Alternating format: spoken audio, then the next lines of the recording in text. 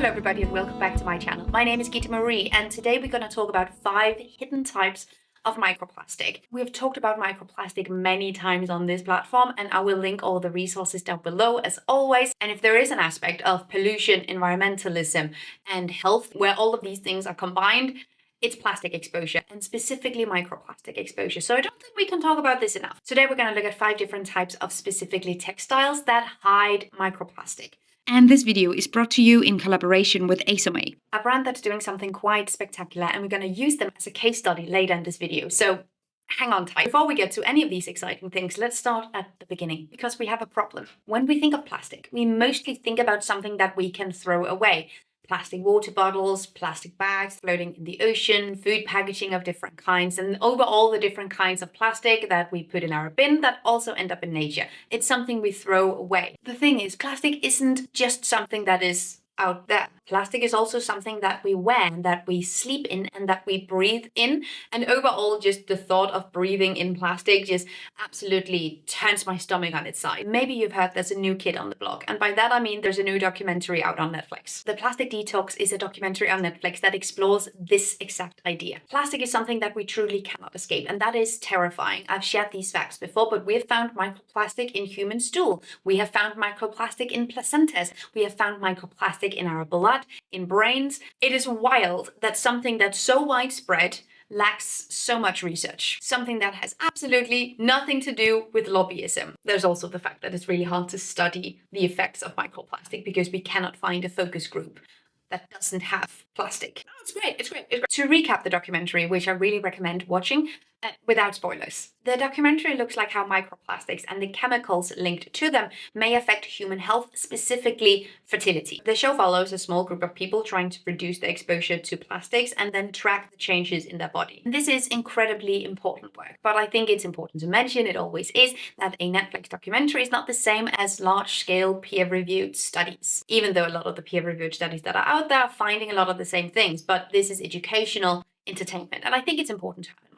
This isn't a large-scale study. It is focusing on a very, very small target group of samples, small group of people that they're working with. And that means it is not the same as definitive universal proof. It's not a one-size-fits-all. You cannot say that based on the documentary. Other peer-reviewed studies that back up the exact conclusions they come to in the documentary? Yes, absolutely. But there are also peer-reviewed studies that find different results. And overall, all the research that I have ever come across always conclude that more research is needed because there's still so many things that we don't know. But what science and the documentary agree on is the fact that something happens when humans are in contact with prolonged exposure to microplastic. And that's vague, I know, but something does happen. Hormonally, in terms of fertility and overall health aspects, need to be studied further. And we have been way too slow on getting this research off the ground. As such, the documentary shouldn't necessarily be taken as a one-size-fits-all definitive proof, but it's doing something incredibly important. It turns an extremely complex scientific issue into something everyone can understand. And we need that. We need that so badly when it comes to microplastic research. And I think one of the biggest blind spots when it comes to microplastic and plastic research is textiles and clothing. All the things that we wear and use on our body every single day. Many of these materials are plastic derived. Elastane, nylon, polyester, and mixed materials. All of these contain plastic and they release microplastic fibers into our water systems, into our soil, and into our body whenever we wear them and wash them. It's bad. Ultimately, when plastic enters the world, it also enters us at the same time because we as human beings are completely connected to the world around us. If it ends up in our soil, it ends up in our food. If it ends up in the air, it ends up in our lungs. And studies have shown that washing synthetic clothes can release thousands to even millions of microplastic fibers in a single cycle. This means that something as ordinary as doing your laundry is actually a major cause of plastic pollution. To understand how widespread this issue actually is and give us some tools on how to fix it, let's look at 5 common sources of microplastic when it comes to our clothing and things we wear and textiles in our home. And I know this is where it gets more terrifying because then we start to see it in our own households, but it's also where we actually can do something and make changes. First of all, and this is a subject I'm quite passionate about, but synthetic underwear. For example, stop it. Synthetic pieces of clothing that you wear so close to your skin for so long, often on parts of your body that gets warmer or with moist areas. This has been proven over and over again to be quite detrimental, especially to women and our inner environment. Heat and friction from these areas can cause microplastic to shed, and you don't want them there. You don't want microplastics there. The vast majority of underwear that you can find today is either 100% synthetic or contains many synthetic fibers. And I see a massive problem with this overall. But I'm torn because it's difficult to find cotton underwear, 100% cotton underwear that is as comfortable to wear. And most people want their underwear a little bit stretchy, and the stretch is synthetic. Honestly, in terms of textile development, the fact that we were able to make things stretchy in the first place was completely revelational. It is such a massive invention and it's done a lot of good, but it also has a downside. And I think most consumers aren't necessarily aware of this. If there is any opportunity to switch out underwear for something that is more organic, cotton related, non-synthetic, I think that is a really good idea. You can also look at underwear where the gusset, like the part that actually touches your skin, is organic cotton instead of being synthetic. Definitely recommend. Second, and this was a big revelation to me as well, bed sheets. Many bed sheets contain synthetic fibers and we rest in them for 6 to 8 hours. Honestly, like, let's be real, sometimes on my end, 9 hours. I love to go to bed early and wake up late. It's my favorite thing. I can't do that on everyday basis, but man, I wish I could. And the thing is, if those bed sheets contain microplastic from synthetic fibers, you are breathing them in while you sleep. That's not great. And this is a big dilemma on my end as well. But activewear. Activewear tends to have a lot of synthetic fibers in it if it's not 100% synthetic. Think sportswear for running, generally for being active, swimwear as well. Mostly synthetic. And I get it, for swimwear, it's really difficult to find swimwear without synthetic materials in them, which is a little bit ironic because it goes in the water and instant release of microplastic, but I haven't personally found any alternatives to that. But in terms of activewear, there are many other options that we can look at instead. And honestly, I think that we should. I have running tights, both synthetic as well as cotton ones. But when it comes to my shirts, I just run in whatever, honestly. And I like running in cotton so much more because I feel like I can breathe. The thing is, with activewear, we do have to wash it more often than, in many cases, lots of other pieces of our wardrobes. And when it comes to synthetics, I've said this a million times, it's okay to have, but especially with clothing, if we can wash it less, that is always a great idea. You don't necessarily have that option with activewear. I haven't done this myself specifically for activewear, but for other pieces of clothing, this tends to be something that I do as well. If it's not actively dirty, but it just has a weird smell to it, outside, air it out in the freezer, it's fine. And you can wear it for another day. I also have a bone to pick with mixed fabrics. We need better legislation and legal frameworks when it comes to what brands can and cannot say. So you will often see, if you're on the lookout for new pieces of clothing, for bed sheets, any kind of textile for your home, you will see these textiles being advertised as organic cotton, even when it's only perhaps 50% organic cotton, and then the remaining 50% will be something else. And they have to put that in the description. Far down in the description. But you can advertise it as organic cotton, even if it's not 100% organic cotton. And we need way better labeling standards and way better legal frameworks when it comes to making consumers aware of what they're actually buying. Because at this point, it's just incredibly misleading. So I would advise everyone to be aware of mixed materials where they might not even expect them. Because this means that organic cotton can be mixed with polyester without us even noticing that. And lastly, and this is a pretty big misinterpretation that I see all the time, it's rubber shoes. Now, rubber traditionally, originally, like, rubber is a natural material. It comes from the rubber tree. I have seen videos where they extract the rubber. It looks insane. It looks alien. So rubber is completely natural. I'm so sorry. The vast majority of rubber products today are made from synthetic materials instead of natural rubber, because making things in plastic overall is just cheaper, no matter what kind of product that you're looking at. Is that because the fossil fuel industry is heavily subsidized? Yes. Yes, it is. That means that your rubber shoes most likely contain plastic still, and will shed microplastic like PVC or EVA. The funny little side note, one of the main sources of microplastic comes from car tires.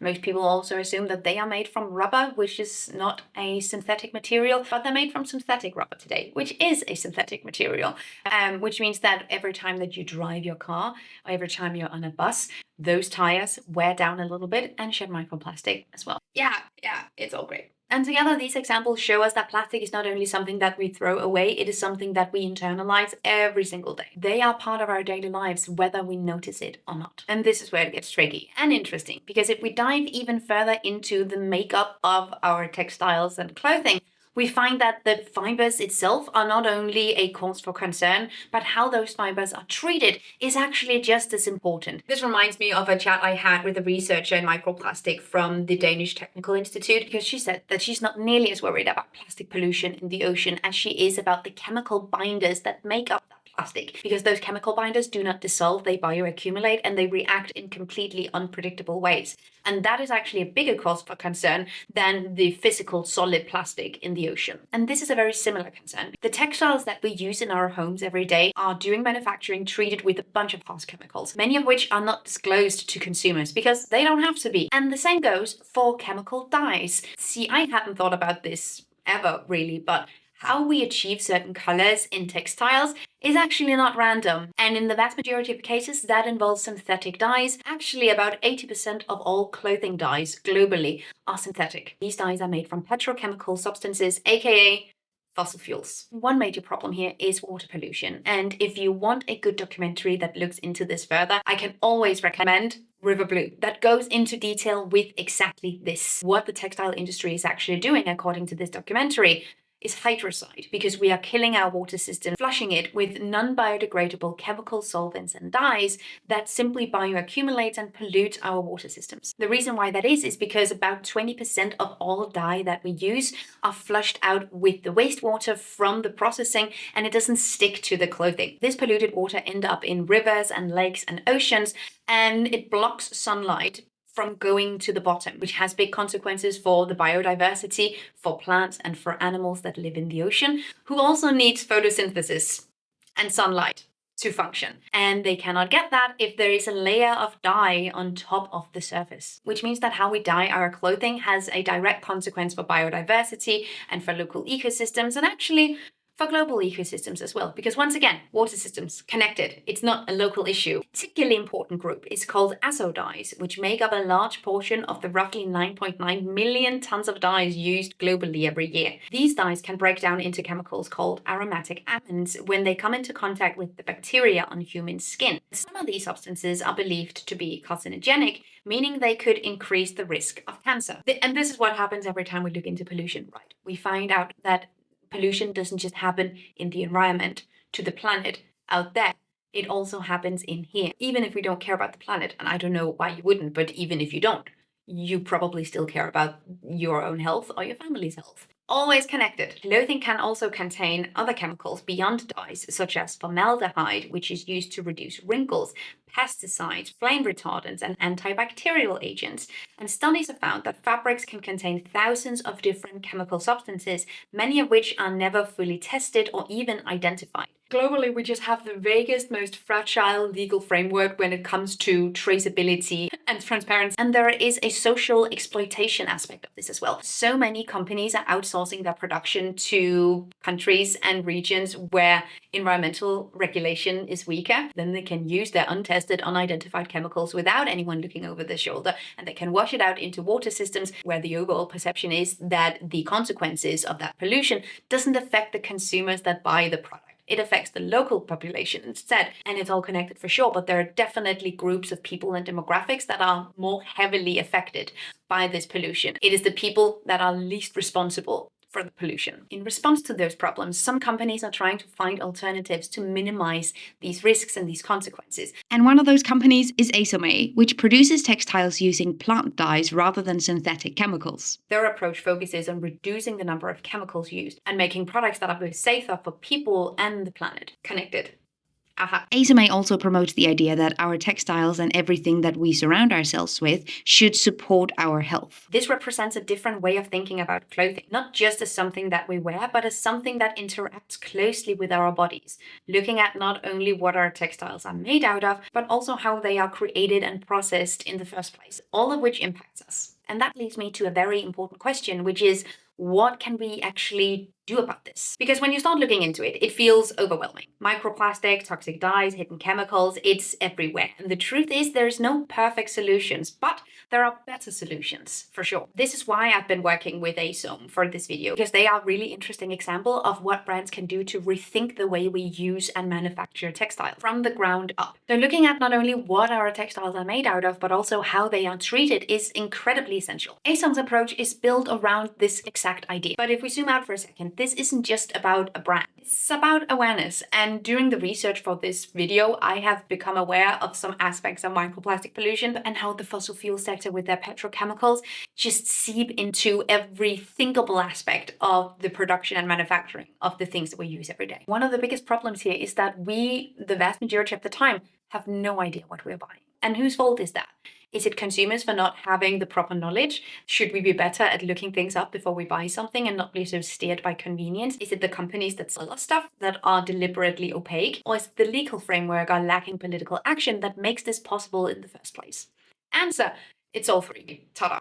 So if you're watching this and thinking, what can I realistically do then? Here are a few things that actually make a massive difference. Wear what you already own for longer. The most sustainable piece of clothing is the one you already have. Extending the life of the clothing and textiles overall reduces demand for new production, which is where the most environmental impact happens. Buying used clothing and other textiles keeps items in circulation and reduces the need for new synthetic materials and chemical-heavy production. It's one of the easiest ways to lower your impact without changing your lifestyle drastically. And third, when you buy new, be intentional. Look at natural fibers like cotton or linen whenever that's possible, since they don't share microplastics. Big win. And lastly, support brands that are trying to do things differently when you are on the lookout for new stuff. Real change doesn't just come from consumers. It comes from what the industry perceives as normal. And consumer patterns and what we buy and how we spend our money is definitely something that can help shift that scope. But the scale of the issue requires bigger changes, better regulation, clearer labeling, and more responsibility from manufacturers. But awareness is still incredibly important, because the more we understand, the more we can push the system in a better direction. And with that, thank you so much for watching this video. I hope that you liked it. I have left links to sources as well as further reading if you want to give that a go. It's all in the description. Thank you so much for watching, and I hope to see you guys in my next video. Take really good care of yourselves. Until then, bye.